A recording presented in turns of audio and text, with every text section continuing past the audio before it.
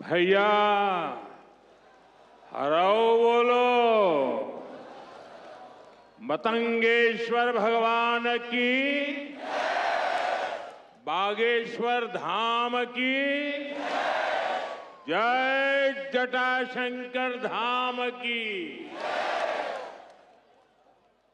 अपुन औरण खां मोरी तरफ से दो ही हाथ जोड़ के राम राम जो।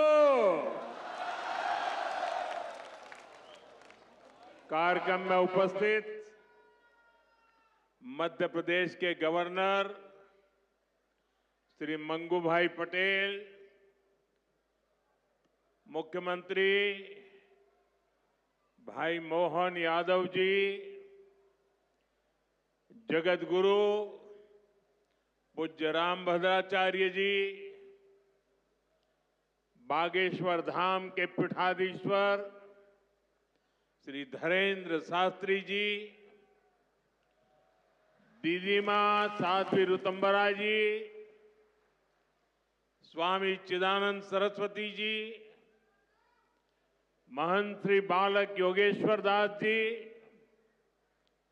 इसी क्षेत्र के सांसद विष्णुदेव शर्मा जी, अन्य महानुभाव और प्यारे भाई और बहनों, बहुत ही कम दिनों में मुझे दूसरी बार वीरों की इस धरती बुंदेलखंड आने का सौभाग्य मिला है। और इस बार तो बालाजी का बुलावा आया है।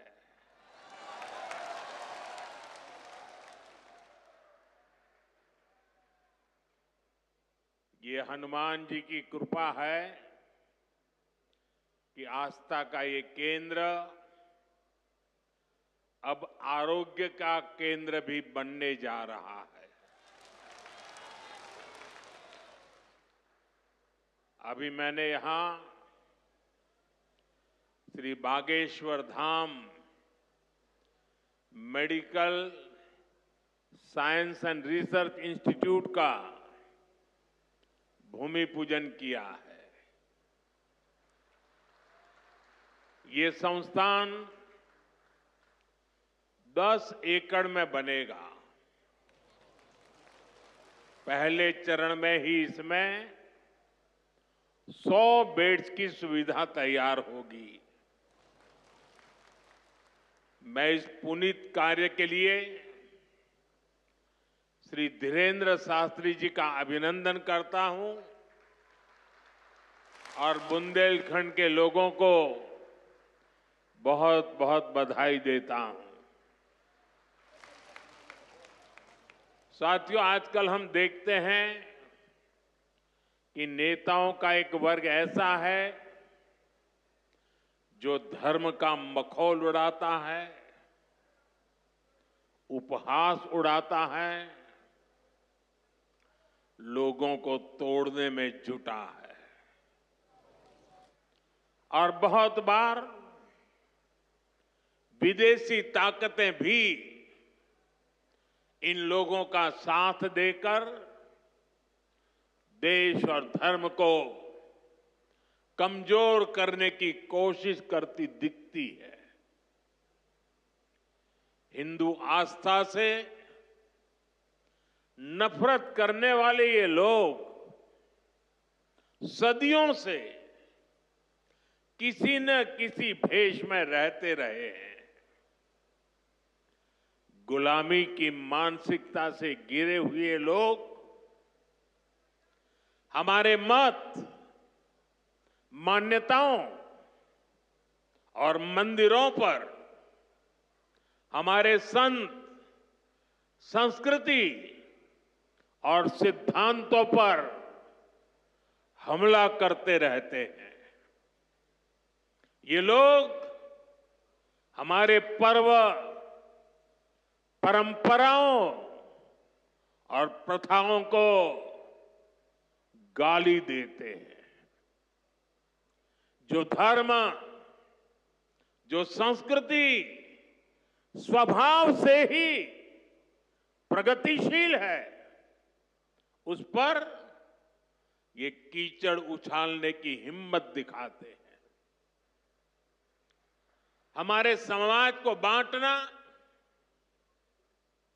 उसकी एकता को तोड़ना ही इनका एजेंडा है। इस माहौल में मेरे छोटे भाई धीरेंद्र शास्त्री जी काफी समय से देश में एकता के मंत्र को लेकर लोगों को जागरूक करते रह रहे हैं। अब उन्होंने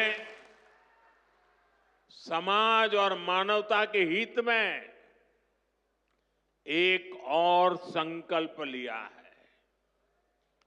इस कैंसर संस्थान के निर्माण की ठानी है। यानी अब यहां बागेश्वर धाम में भजन, भोजन और निरोगी जीवन तीनों का आशीर्वाद मिलेगा। साथियों, हमारे मंदिर, हमारे मठ, हमारे धाम ये एक और पूजन और साधना के केंद्र रहे हैं, तो दूसरी ओर विज्ञान और सामाजिक चिंतन के भी, सामाजिक चेतना के भी केंद्र रहे हैं। हमारे ऋषियों ने ही हमें आयुर्वेद का विज्ञान दिया। हमारे ऋषियों ने ही हमें योग का वो विज्ञान दिया जिसका परचम आज पूरी दुनिया में लहरा रहा है।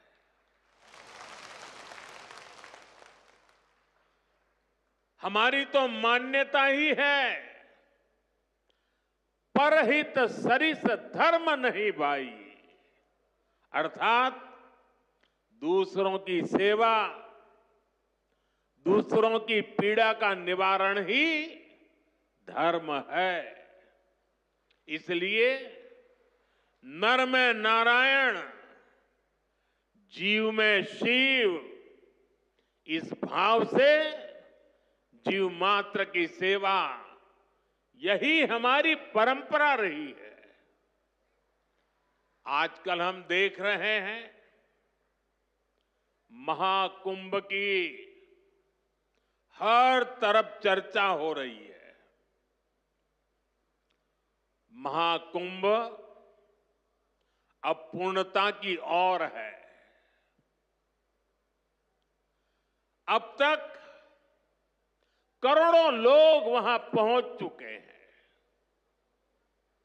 करोड़ों लोगों ने आस्था की डुबकी लगाई है, संतों के दर्शन किए हैं। अगर इस महाकुंभ की तरफ नजर करें तो सहज भाव उड़ जाता है, ये एकता का महाकुंभ है।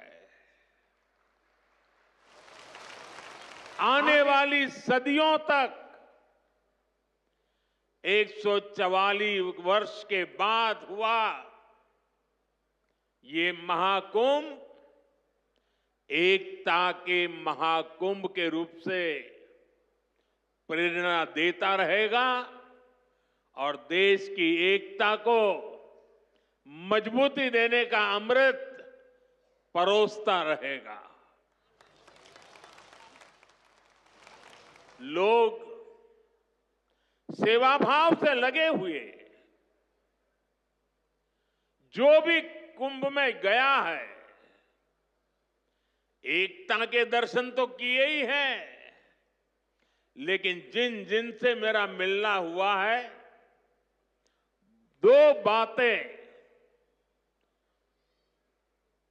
महाकुंभ में गए हुए हर व्यक्ति के मुंह से हिंदुस्तान के कोने कोने में सुनाई देती है। एक, वे जी भर करके स्वच्छता कर्मियों की उनके गुणगान करते हैं। चौबीसों घंटे जिस सेवा भाव से इस एकता के महाकुंभ में स्वच्छता के कार्य को संभाल रहे हैं, मैं आज उन सभी स्वच्छता के साथियों को आदरपूर्वक नमन करता हूं। दूसरी एक विशेषता है जो हमारे देश में बहुत कम सुनने को मिलती है, और इस बार मैं देख रहा हूं एकता के इस महाकुंभ से आए हुए हर यात्री कह रहा है कि इस बार एकता के महाकुंभ में पुलिस कर्मियों ने जो काम किया है, एक साधक की तरह, एक सेवाव्रती की तरह पूरी नम्रता के साथ देश के कोटि कोटि जनों को संभालना, इस एकता के महाकुंभ में जिन पुलिस कर्मियों ने देश के लोगों का दिल जीत लिया है, वे भी बधाई के पात्र है। लेकिन भाइयों बहनों, प्रयागराज के इसी महाकुंभ में इसी सेवा भावना के साथ अनेक विध समाज सेवा के प्रकल्प चल रहे हैं, जिसकी तरफ मीडिया का तो ध्यान जाना बड़ा मुश्किल है, लेकिन ज्यादा चर्चा भी नहीं हुई है। अगर मैं सभी इस सेवा प्रकल्पों की चर्चा करूं तो शायद मेरा अगला कार्यक्रम डिस्टर्ब हो जाएगा, लेकिन मैं एक का उल्लेख करना चाहता हूं। इस एकता के महाकुंभ में नेत्र महाकुंभ चल रहा है। इस नेत्र महाकुंभ में देश के कोने कोने से आए हुए यात्री, गरीब परिवारों से आए हुए लोग, उनकी आंखों की जांच होती है, मुफ्त में होती है। नेत्र चिकित्सक, देश के गणमान्य डॉक्टर 2 महीने से वहां बैठे हुए हैं, और इस नेत्र महाकुंभ में अब तक 2 लाख से ज्यादा मेरे भाई बहनों की आंखों की जांच हो चुकी है। करीब 1.5 लाख लोगों को निःशुल्क दवाई और चश्मे दिए गए हैं, और कुछ लोग ऐसे पाए गए जिनके मोती बिंदु के ऑपरेशन की जरूरत थी।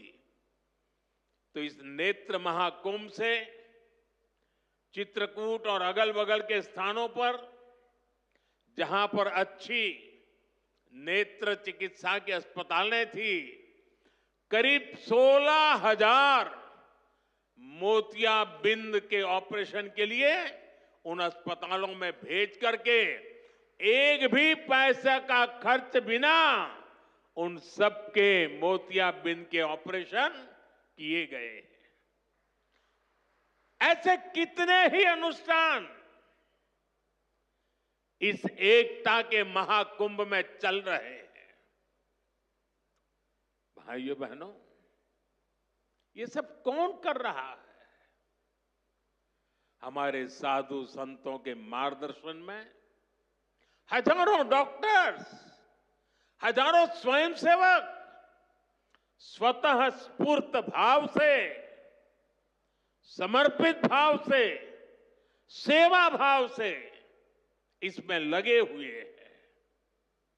जो लोग एकता के इस महाकुंभ में जा रहे हैं, वो इन प्रयासों की सराहना कर रहे हैं। भाइयों बहनों, ऐसे ही भारत में कितने ही बड़े बड़े अस्पताल भी हमारी धार्मिक संस्थाओं द्वारा चलाए जा रहे हैं। धार्मिक ट्रस्ट के द्वारा हेल्थ और साइंस से जुड़े कितने ही रिसर्च इंस्टीट्यूट्स चलाए जा रहे हैं। करोड़ों गरीबों का इलाज और सेवा इन संस्थानों में होती है। मेरी दीदी मां यहां बैठी है। अनाथ बालिकाओं के लिए जिस प्रकार से समर्पण भाव से वो सेवा करती है, अपना जीवन बेटियों के लिए उन्होंने समर्पित कर दिया। साथियों, यहीं पास में हमारे बुंदेलखंड का चित्रकूट, प्रभु राम से जुड़ा ये पवित्र तीर्थ खुद दिव्यांगों और मरीजों की सेवा का कितना बड़ा केंद्र है। मुझे खुशी है इस गौरवशाली परंपरा में बागेश्वर धाम के रूप में एक और नया अध्याय जुड़ने जा रहा है। अब बागेश्वर धाम में आरोग्य का आशीर्वाद भी मिलेगा।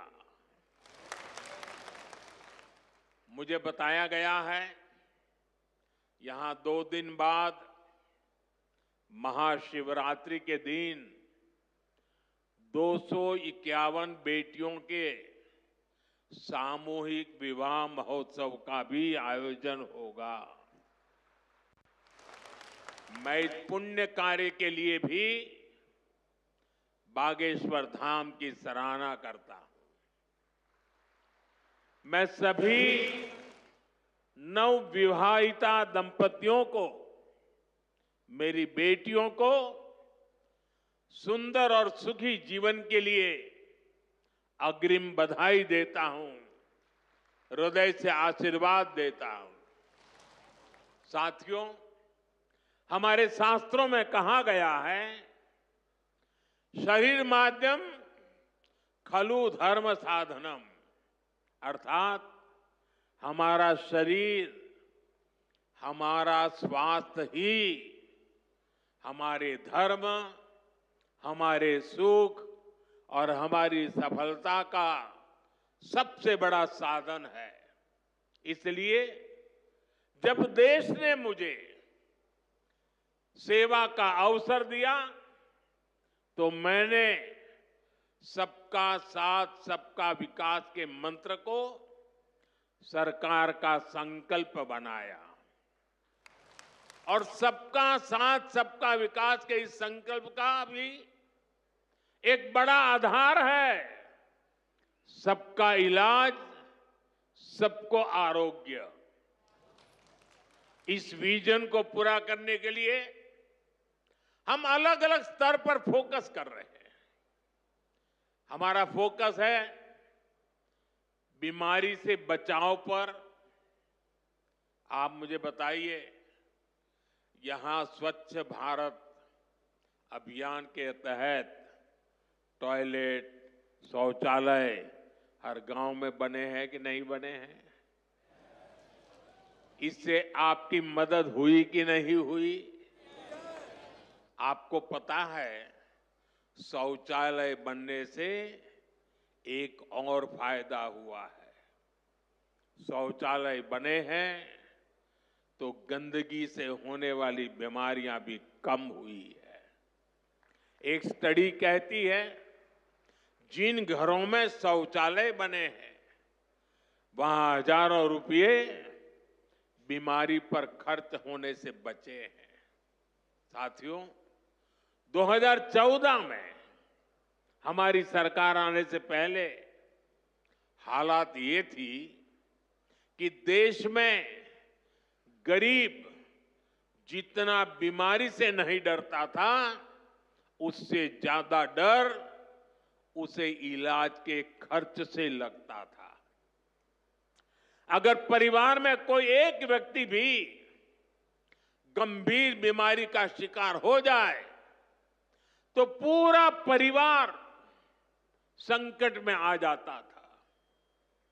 मैं भी आप सबकी तरह गरीब परिवार से निकला हूं। मैंने भी इन तकलीफों को देखा है और इसलिए मैंने संकल्प किया है, मैं इलाज का खर्च कम करूंगा और आपकी जेब में ज्यादा से ज्यादा पैसे बचाऊंगा। मैं आपको बार बार हमारी सरकार की कुछ कल्याणकारी योजनाओं की जानकारी देता रहता हूं, ताकि एक भी जरूरतमंद योजनाओं से छूटे नहीं।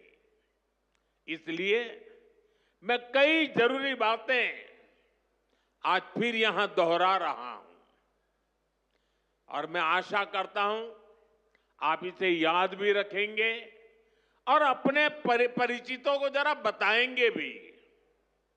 बताएंगे ना? पक्का बताएंगे?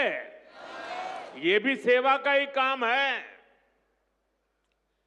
इलाज के खर्च का बोझ कम होना चाहिए कि नहीं होना चाहिए? इसलिए मैंने हर गरीब के मुफ्त इलाज की व्यवस्था कर दी है। 5 लाख तक का इलाज बिना किसी खर्च के। किसी बेटे को अपने मां बाप के इलाज के लिए 5 लाख रुपए तक खर्च नहीं करना पड़ेगा। ये दिल्ली में आपका जो बेटा बैठा है ना, वो काम वो करेगा। लेकिन इसके लिए आपको आयुष्मान कार्ड बनवाना है। मुझे आशा है कि यहां बहुत सारे लोग होंगे जिनका आयुष्मान कार्ड जरूर बना होगा। जिनका नहीं बना है वो भी जल्दी से बनवा ले। और मैं मुख्यमंत्री जी को भी कहूंगा कि इस काम को, इस क्षेत्र में अगर कोई छूट गए हो तो तेजी से इसको आगे बढ़ाया जाए। साथियों, एक और बात आज आपको याद रखनी है। अब गरीब, अमीर, मध्यम वर्ग, कोई भी परिवार हो, परिवार में 70 साल से अधिक उम्र के सभी बुजुर्गों के लिए भी मुफ्त इलाज के लिए आयुष्मान कार्ड बन रहे हैं। ये कार्ड भी ऑनलाइन ही बन जाएंगे। इसके लिए कहीं किसी को कोई पैसा देना नहीं है और अगर कोई पैसे मांगता है तो सीधे मुझे चिट्ठी लिखना, बाकी काम मैं कर लूंगा।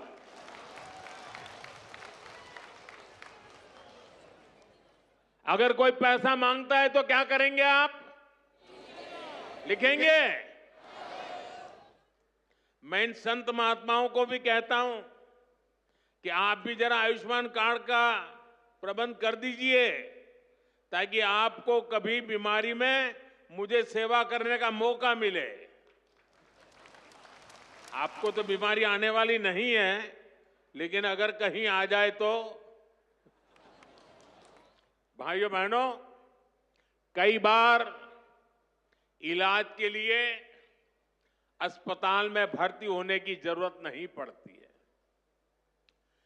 डॉक्टर की लिखी दवाई घर पर ही खानी पड़ती है।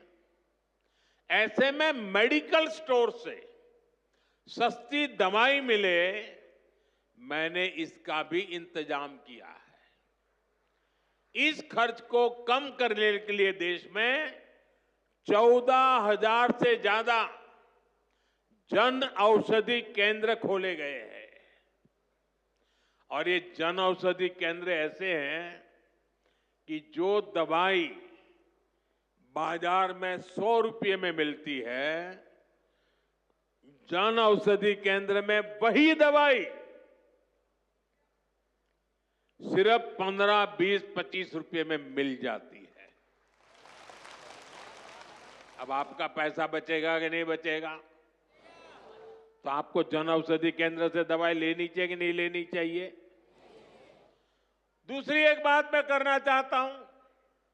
आजकल बहुत बार खबरें आती हैं, गांव-गांव किडनी की भी बीमारी काफी फैल रही है।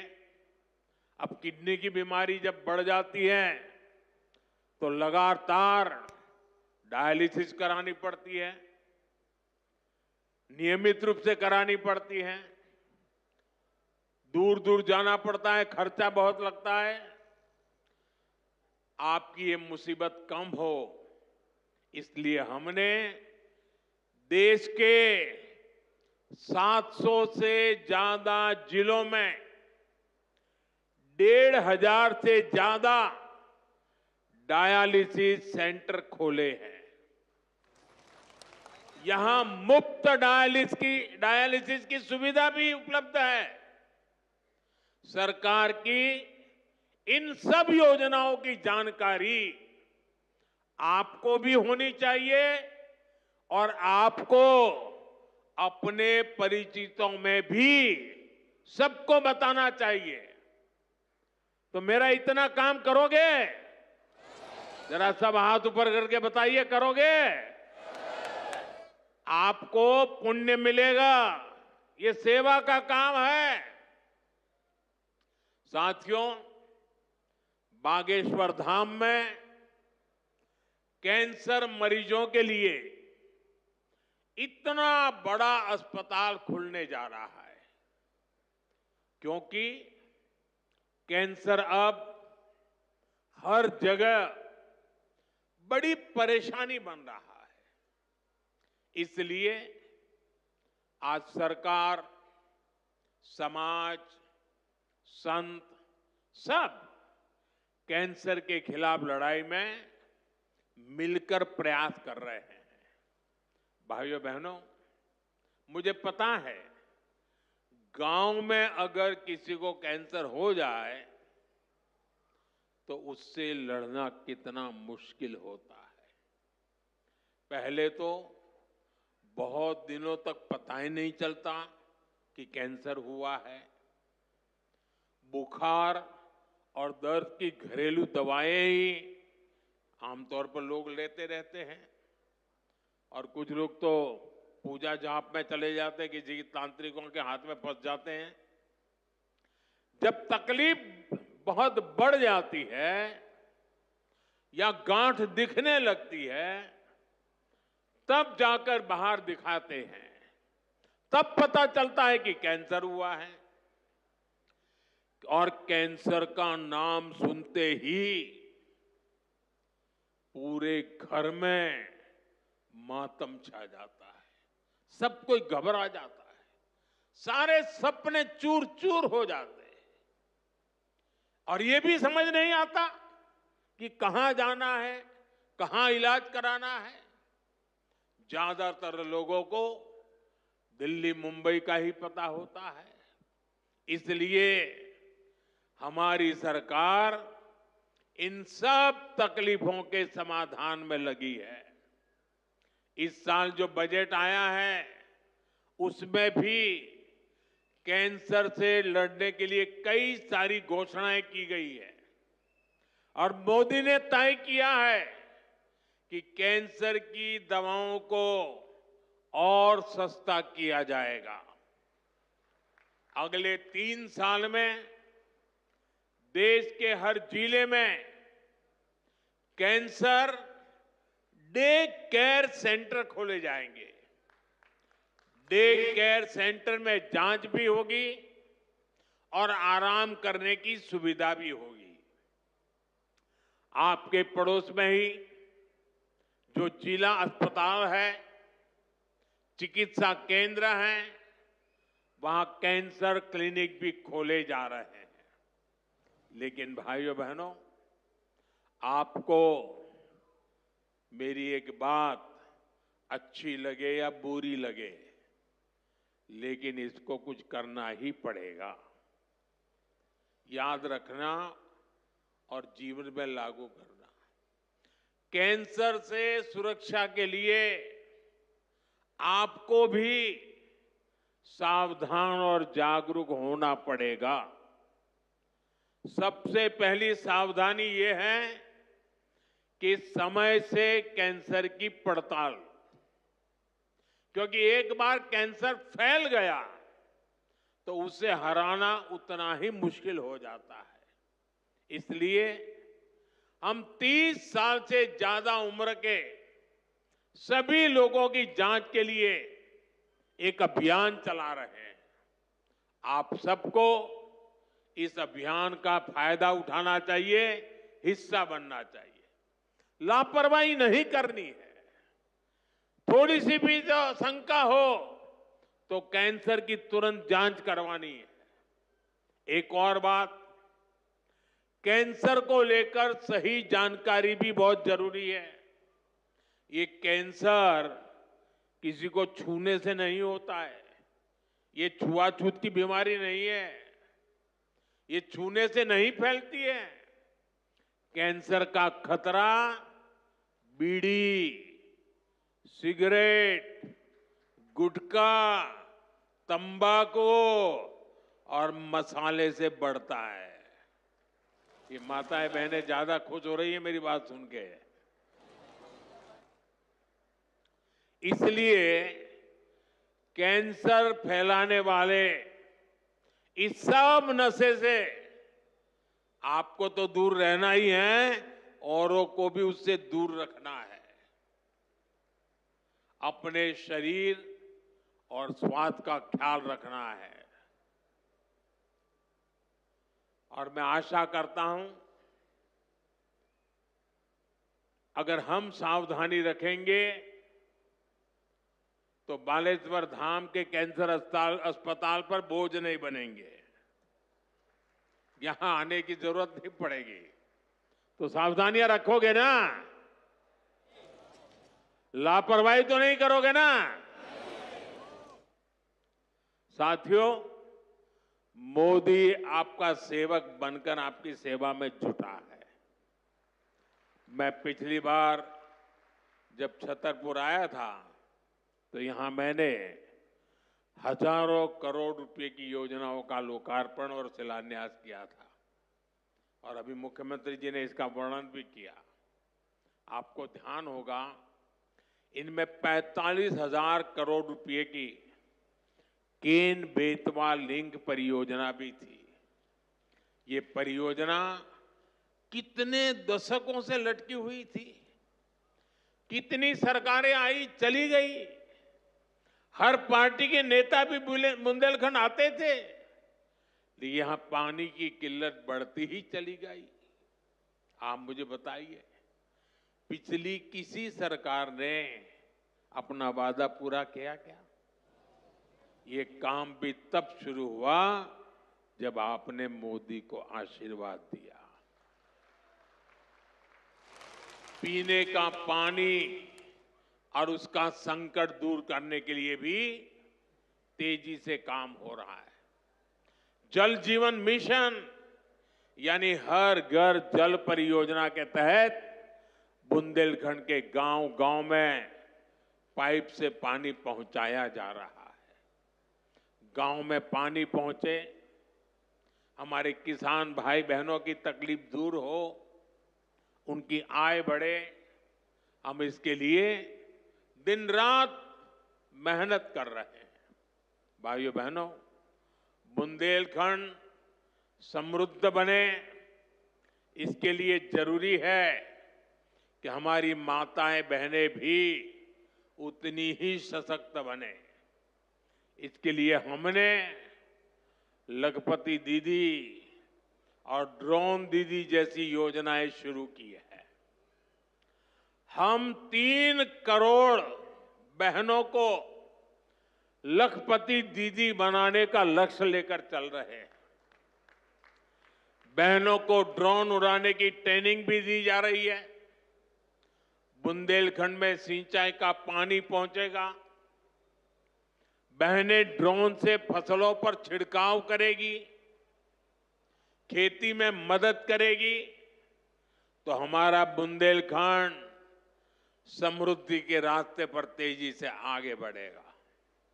भाइयों बहनों, गांव में ड्रोन तकनीक से एक और बड़ा जरूरी काम हो रहा है। स्वामित्व योजना के अंतर्गत ड्रोन से जमीन की पैमाइश करा के उसके पुख्ता कागज दिए जा रहे हैं। यहां एमपी में तो इसे लेकर बहुत अच्छा काम हुआ है।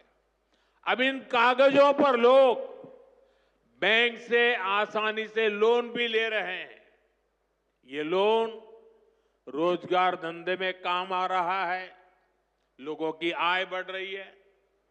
साथियों, बुंदेलखंड की इस महान धरती को विकास की नई ऊंचाई पर पहुंचाने के लिए डबल इंजन की सरकार दिन रात मेहनत कर रही है। मैं बागेश्वर धाम में कामना करता हूं, बुंदेलखंड समृद्धि और विकास की राह पर इसी तरह आगे बढ़ता रहे। और आज मैं हनुमान दादा के चरणों में आया तो मुझे लगा कि ये धीरेन्द्र शास्त्री अकेले ही पर्ची निकालेंगे कि मैं निकाल पाऊंगा। तो मैंने देखा कि आज हनुमान दादा की मुझ पे कृपा होती है कि नहीं होती है। तो हनुमान दादा जी ने मुझे आशीर्वाद दिया और मैंने आज पहली पर्ची निकाली, उनकी माताजी की पर्ची निकाली, और जिसकी बात शास्त्री जी ने बता दी आपको। खैर साथियों, ये बहुत बड़ा अवसर है, बहुत बड़ा काम है। संकल्प बड़ा हो, संतों के आशीर्वाद हो, प्रभु की कृपा हो, तो समय सीमा में सब पूर्ण होता है। और आपने कहा है कि इसके उद्घाटन के लिए मैं आऊं, दूसरा कहा है कि उनकी बारात में मैं आऊं। मैं आज सार्वजनिक रूप से वादा करता हूं, दोनों काम कर दूंगा।